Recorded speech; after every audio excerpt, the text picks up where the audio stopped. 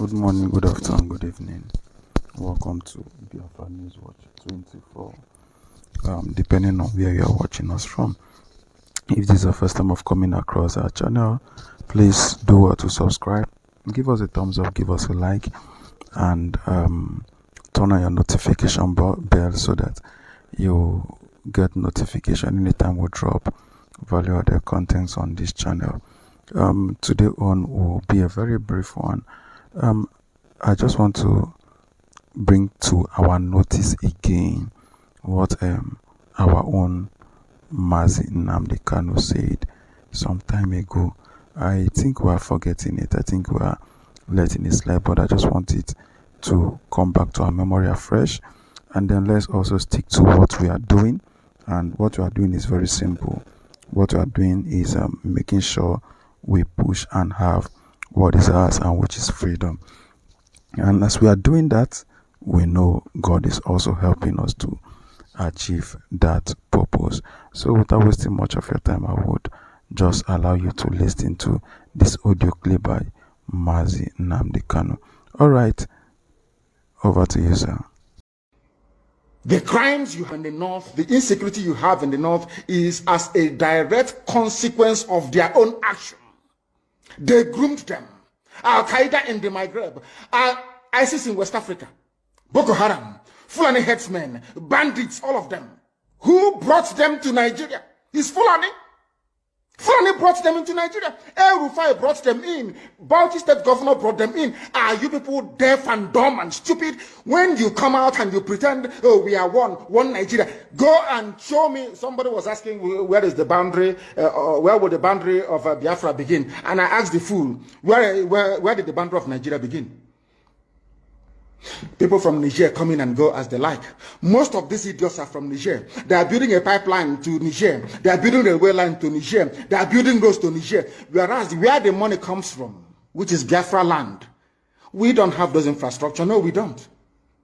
But you're taking our money. You come to Izombe, you come to Ohaji, you come to Ebema, you come to Aguleri, you come to Ebonyi. You take our resources, sell it, get the money, and now you're building the way to Niger Republic. And you want me to be happy with you? Clap for you. Oh, Nigeria is doing well. One Nigeria.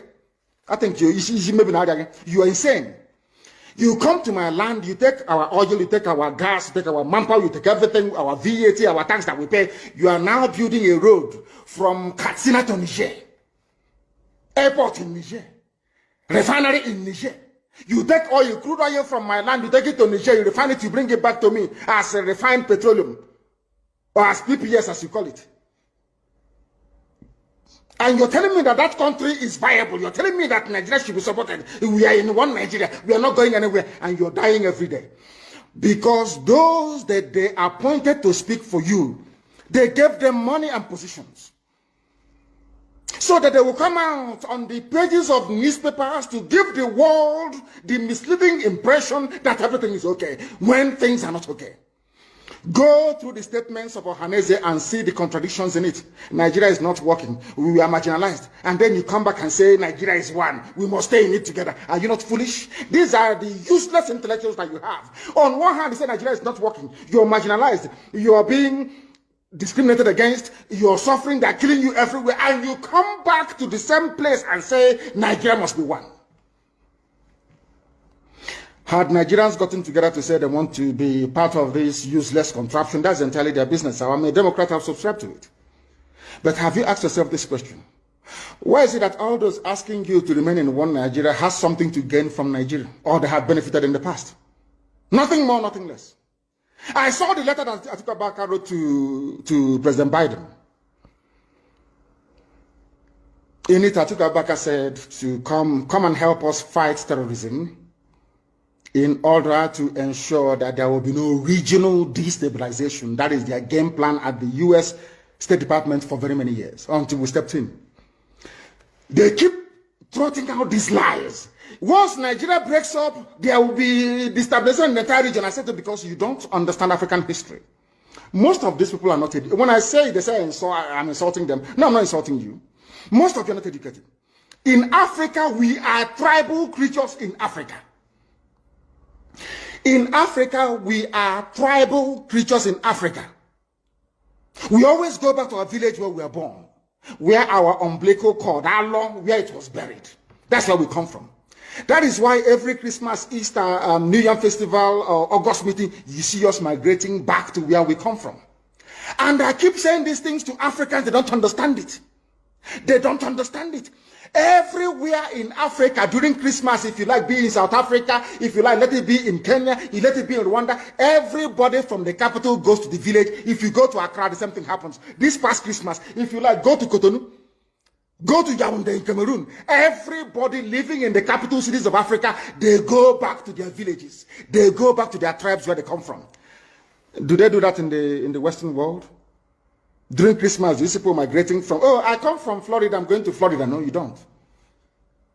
Because people come from where they are born. We come from where our ancestors were born. All right. I believe you're grabbing something from what Mazi Nnamdi Kanu is saying. He has really passed a lot of information, and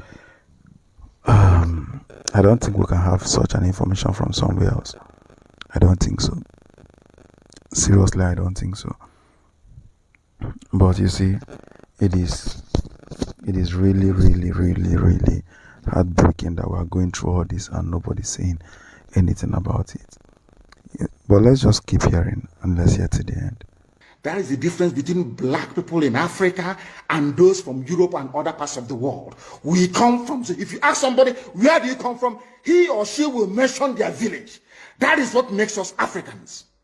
Very, very unique. If you destroy that, you're finished as a people. In Africa, we are tribal. First and foremost, we belong to our tribe where we come from. That is why our people need to appreciate this. Very, very critical. That Africa is restructured to recognize where people come from. All these artificial creations by Europeans, Nigeria, this and that, all that rubbish.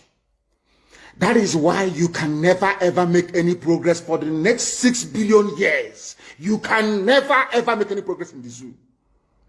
Why is it, if we are not tribal, why would the whole presidency come out, Fulani presidency come out and say, we are defending Fulani headsmen? A presidency of the whole of Nigeria, so to speak. It is because by instinct, we are tribal beings in Africa. That is why Nigeria is unsustainable. That is why the man from Ishekiri has to vote to say, this is where I want to belong to. That is why referendum is the only way forward. That is why Africa is poor. Africans must recognize that this is who we are. You cannot live in Lagos if you're an Igbo man. During Christmas, you start traveling to Sokoto. It's impossible. You must go to Igbo land. You must. That's where you come from. And if they ask you, oh, but you were born in Lagos, you will say, no, that's where my parents come from. They ask your parents will say, that's where my parents come from. They will keep going back until they get to perhaps the 100th generation. That is who we are. And nobody can change it. We are not born on the streets. Some people were born along Ijora or Kota Highway in Lagos. Maybe they are from Urobo. You ask them, where are you from? They say, I'm from Urobo. But I was born in, but this is where I come from. That is who we are. That is why all these useless, idiotic countries created in Africa cannot survive. It can never ever survive. And how do we stop it? Only a revolution can stop it. Only a revolution. If you like, keep postponing it. If you like, keep putting it off forever and ever. Only a revolution can solve this very problem, because under a revolution, the powers that be, those that be making your life a misery, will be overthrown. Nobody will say it's a coup anymore. It is called popular uprising. Don't let anybody deceive you. Don't let anybody deceive you. And that is why today some soldiers are listening and they are resigning from the army. How can you be a soldier in the Nigerian army and your village is being occupied by Fulani headsmen? Imagine those from Oyo or Ondo serving in the Nigerian army. These are my Yoruba brothers who are serving in the Nigerian army. You are from Yoruba, you are serving in the Nigerian army, doing one Nigeria. But your village is being occupied by a Fulani. The same people you are serving, or you claim you are serving, your village It's under occupation by them. And to make matters worse, those you are serving under their flag, one Nigeria and the Arabic inscription, or should I say the motto of Ottoman Danfodio, to tell you how foolish Nigerians are. You don't know that the Nigerian emblem, the army emblem of Nigeria, is the motto of Ottoman Danfodio that he used to conquer Hausa people. You don't know that it is there. That's what they're using. You're fighting under the banner of your conquerors. Maybe in Sambisa forest. And now they are sending their advanced strike force into your village. And you're doing one Nigeria. I'm a Nigerian soldier. I'm a Nigerian army. That is why I commend the 127 soldiers that have resigned so far from the army. If you don't do these things I'm asking you to do, you will, when the time comes, as I'm telling them now, remember 2015, remember 2014, remember 2013, I told you all these things. I told you what was going to happen, and now they have all happened before your eyes. You've seen it. I'm warning you now. If you're serving in the Nigerian army, and you think you're loyal to Buratai, you think I'm serving my Nigeria is not a fatherland or motherland to anybody. Nigeria is not a motherland or fatherland to anybody. Nigeria is purely a British creation. A British creation. Because if Nigeria was to be a nation or country, there is no way those that call themselves the presidency Asoro can come out to support illegality in Ondo State. Because they know they are doing it for that. Why do you think they want to avenge and revenge for Sir Ahmadu Bello? Why? They knew that Ahmadu Bello and his people, so to speak, were fighting for them. They understood that. At the time, the Hausa people thought that the Fulani was fighting for them, but today it's very clear. I asked you a simple question when I began. Are you hearing Hausa Fulani anymore? No, it's only Fulani, because they have taken over the entire corner. That is one thing you need to understand. People must begin to appreciate this. If you are in the Nigerian army and you're serving the Nigerian army, you are only paving the way for the conquest of your village, the rape of your daughters, and the abduction of your mothers. I'm telling you this. You are in the Nigerian army, yes. But what the Fulanis have got in store for you is to overwhelm and to conquer you. I feel sorry for those of you who are so foolish that they cannot reason very well.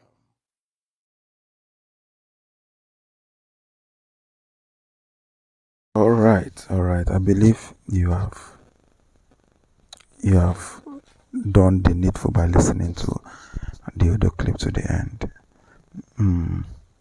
The truth is, at this point, they should just allow us to be free. They should just allow us to be on our own. They should allow us to be free. Let's manage ourselves, because we don't see why we'll be with people who don't regard us, who don't even think we are existing, who don't. But now, look at it. Look at the marginalization. Look at everything happening. It's really, really bad. It's really, really, really, really bad. Really bad. So the best thing is just to let us go.